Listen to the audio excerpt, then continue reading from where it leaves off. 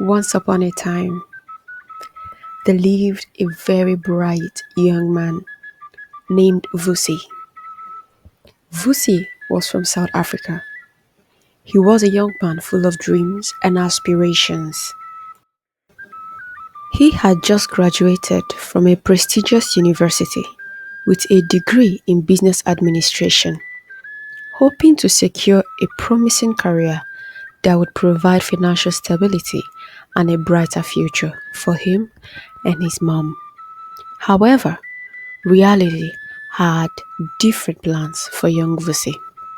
Despite his academic achievements, Vusi found himself trapped in the vicious circle of unemployment. Month after month, he sent out job applications, attended interviews, and hoped for a breakthrough. But each time, he faced rejection and disappointment. The months turned into years, and his hope began to wane. His aunt, whom he stayed with in Cape Town, had become impatient with him. Vusi, look, I care about you. I really do. But carrying you financially is really a tough one on me now. Lethabos medications are already a weight too much to bear, his aunt said.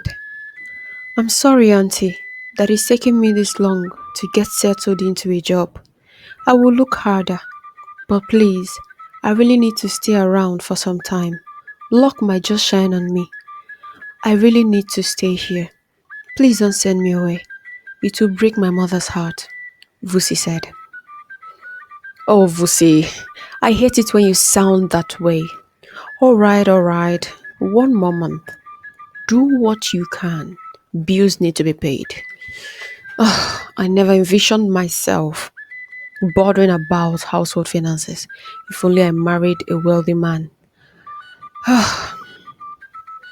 Vusi gave more energy to his job hunt, struggled to make ends meet as he stopped eating as much as he used to not trigger his own Siba.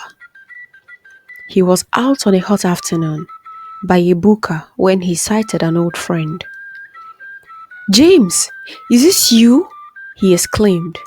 Guy, how have you been? James replied, looking surprised. Both hugged and reminisced on their days in school. Vusi the brain box, where are you working now? A long silence struck Vusi as his excitement was cut short. Guy, there is no job anywhere in South Africa, Vusi said. How is that even possible, my brother? James said, laughing. Don't laugh, James. Don't laugh. I have just a month to get a job or go back to the village, Vusi replied, looking saddened. Even if it's houseboy job I see now, I will grab it with both hands, Vusi replied. Vusi the Pythagoras, you, houseboy, how? James said, looking very surprised. I am that desperate, bro. I need to start earning something. Anything at all. Wow, that's serious, James replied.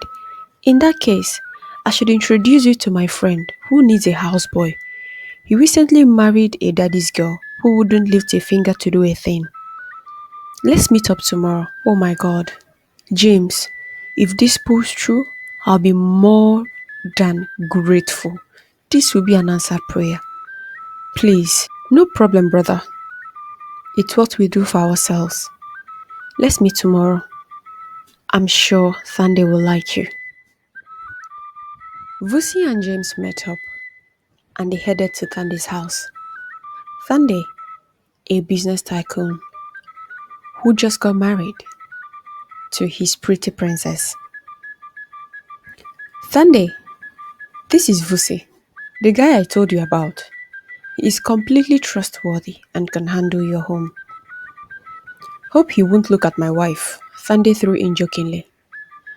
No, we were schoolmates. Hostel mates, as a matter of fact. I can vouch for him. He's a decent guy, James replied. Mr. Vusi, Thande called. My wife will fill you in on the house activities. Your salary will also be discussed with her. She's off to the spa now, so you can come around tomorrow. No problem, sir, Vusi said. Vusi returned home elated, happy, and hopeful for a good salary. He shared the news with his aunt, who only cared about splitting bills. Vusi resumed happily. He got his first salary and he sent half of it to his mom as a token of appreciation. It was little, but the mother appreciated it. He was very grateful for the miracle of a new job. He went about his job diligently. His bosses were very kind and generous, as he would always go home with home supplies being given to him by his madam. He often wished he could send some to his mom. She could have loved the taste of that Italian chocolate. They treated him with extra care, which made him consider wishing to never leave their family. But he wouldn't remain a houseboy forever, would he? But there was a motive behind all that niceness. One fateful day, as he was washing Thanday's car, he noticed a piece of clothing which caught his attention. It looked like a fabric, more like a piece of school uniform. But it could just be a sample, because he once overheard the couple talking about gathering these uniforms together for display. Maybe they sold fabric or designed clothing. This made him realize he didn't know their occupation exactly. But never mind, their business must be a cash cow, judging by the number of cars they've changed in the past 4 months of him working for them. He discussed all this within himself as Thandi watched him through the window. He is very dedicated, Thandi said. Yes, he is, and meticulous too, Nina, his wife, replied him. I think we should bring him on board. The business is booming. More buyers are on the queue. We have less field men, and that is affecting our profit too, Thandi said. And if anyone starts supplying them, we will be out of business, Nina added. Observe him closely. We need to know if he can keep his mouth shut, Thandi said and walked away. Nina stood there for a while and walked away too. That evening, Thandi called James. James, I like your friend Vusi enough to want to bring him on board. What do you think? James replied, Are you sure about that? He is a very principled guy. He has always been. I don't know if he can accept to do this kind of job. What chances does principal have in the face of real money? I will speak to him tonight. Thandi said and disconnected the call. I don't think he should know everything at once though. Let it unfold in phases. Just in case he chickens out, it won't be difficult to let him go. Nina, who was standing by all the while, said to Thandi. Thandi replied Nina and said, Nobody gets to chicken out. Once in is forever in.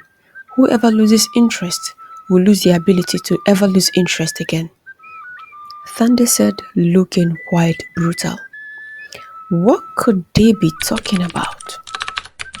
The next day, Nina sent for Vusi. Vusi, I want to promote you. A token for your hard work and diligence. Your dedication is unwavering, and I would like to reward that. My friend owns a school, and she badly needs a school bus driver now. I have recommended you, so you don't have to do anything but start working. Here's our office address. Go there, show her this note. You'll get your employment letter immediately. Vusi was caught in between excitement and confusion. A feeling of, why promoting me out of your house? But then it doesn't matter. So he swept the thoughts away. Some people can be that nice.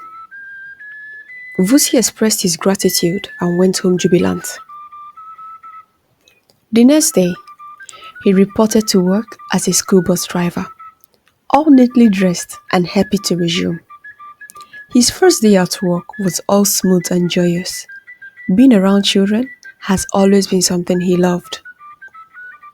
2 weeks into the job, he was waylaid on his way home and was led to a secluded house in a lonely neighborhood. All sorts of thoughts went through his mind. Was that a kidnap? Am I being kidnapped? Because he was blindfolded. Oh no, I am my mother's only source of living.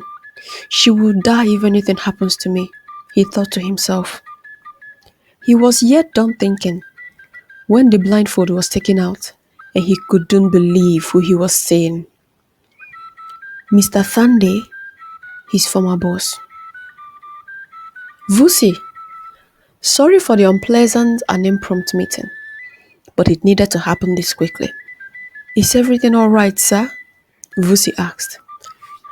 Well, that would depend on the outcome of this meeting, Thande replied. Listen closely, Vusi. There are two consequences to this offer I'm about to give you. Either of them will favor or destroy you, and all of it will make me more money. So listen carefully. Vusi was already getting petrified at this point. What could this offer be? Thande continued. Option 1. Work with me, and each incident will be made to look like a robbery where you were also a victim. That way, no one will suspect or prosecute you. Option 2. Refuse my offer and I will turn everything against you, set you up against the police, and make sure you rot away in jail. Blood of Jesus, Vusi shouted. What kind of offer is this going to be? He thought to himself. I sell children, Thande threw in, maintaining a stern gaze at him. And to sell children, I need children. And what source could be better than a school? At this point, Vusi had already fainted in his head 100 times without falling down. And you, Vusi, will deliver those children to me, Thande added. Oh my goodness, the fabric in his car, it was from school kids. Oh my goodness, Jesus Christ. Oh my God, how do I get out of this? Vusi kept soliloquizing. It was for this reason I placed you in that school. You weren't just promoted because you were good at washing dishes or doing laundry. I needed you for much heavier assignments. But not to worry, you will be rich, my friend. Very rich. Your mother will get to have a good life. Your aunt will finally respect you. The society will regard you. Thessa, your long-lost love will finally want you back. All your financial woes will be solved. I was yet thinking. The big question came. Vusi, are you in or out? Considering the initial threat, the hefty thugs around him, and the weapons inside, he couldn't risk being out. But how could he be in? In such devilish business? Sell children? How would I live with myself? Will God ever forgive me? If I was sold off as a child, would I be here? Oh my God, I should have just gone back to the village. Vusi kept regretting. I am waiting, Vusi. Thunder re-echoed. His tongue managed to untie itself and he spoke. Please, sir, what are the children used for? Vusi said. That's none of your business. Your job is to bring them to me, to the exact location you'll be given per time. Thande said.